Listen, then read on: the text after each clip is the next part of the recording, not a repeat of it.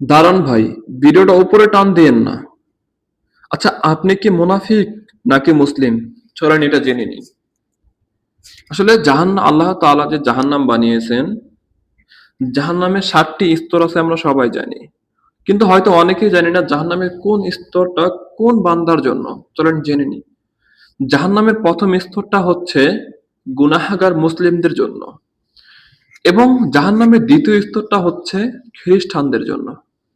জাহান্নামের ৩য় স্তরটা হচ্ছে ইহুদিদের জন্য এবং জাহান্নামের ৪র্থ স্তর হচ্ছে শয়তান এবং শয়তানের অনুসারীদের জন্য।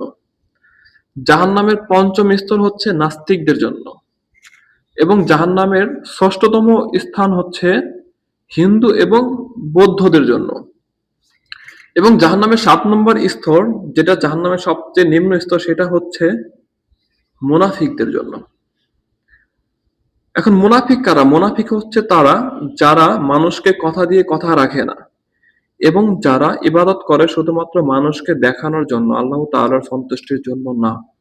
এখন আপনার কাছে আমার প্রশ্ন, আপনি কি মুনাফিক? অবশ্যই কমেন্টে রিপ্লাই দিয়ে যাবেন।